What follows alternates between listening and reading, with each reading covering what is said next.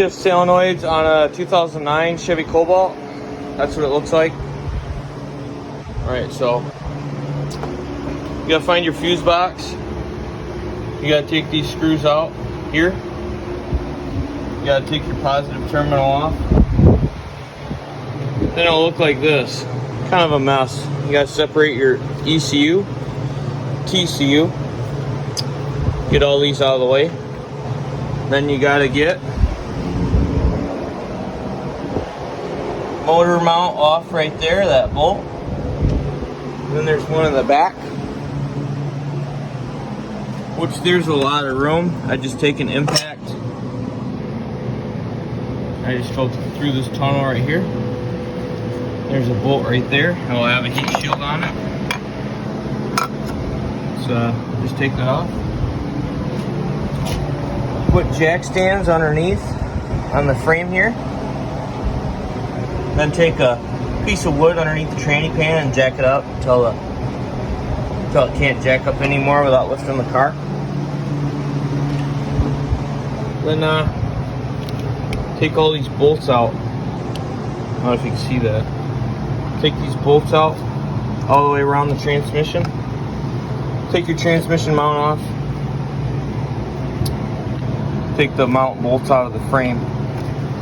Pull in your transmission, the housing, and you just kind of wiggle it out of the way. I forgot. You gotta get the park neutral safety switch. You gotta mark that because they're variable. It can move either way, but just pull it off without moving it, or just mark it.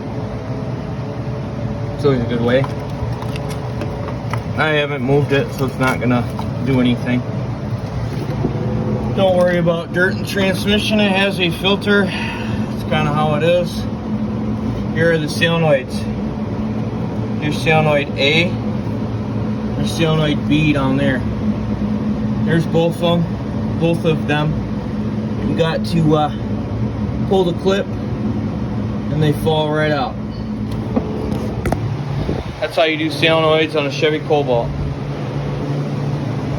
Alright, once you take these clips out, there's clips in there, you can see them. They're hanging out. They're hanging out right there, them clips. You gotta take those out. Those are the two solenoids, A and B. That's torque converter lockup sitting right there. Torque converter's got a problem, that's what you gotta do. It's pretty clean in there. I got dirt on top of here and all that, but you know, the transmission has a filter and everything. I ended up switching that out. These are the solenoids. This is what they look like. Sometimes you'll get them where they're burnt. This stuff will be all burnt off. This one right here I tested with a battery. It doesn't click. This one's kind of okay, but this thing has 300,000 miles on it. These are the clips, and then I'll do a video on putting it back together. Alright, these are the new solenoids I got out of the box. They are Sonex parts, new stuff. They got the updated filter in there. Updated filter. These ones don't have a filter because they're old and junk, and most of the time manufacturers will put a product out there. They're waiting for there's problems, and then if they have enough problems, then they ran a campaign to fix it. So Sonex makes updated ones. They're way better. The coil's raw, so the fluid gets and dissipates the heat. This one's insulated by a piece of plastic, and it can't dissipate the heat. It kind of just stores the heat, which makes the coil burn out and makes the rubber plunger inside get all stressed out, and then it can't move. But yeah, so we're gonna put these in right here.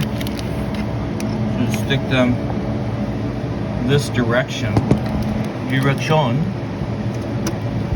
Stick them in there, just like that.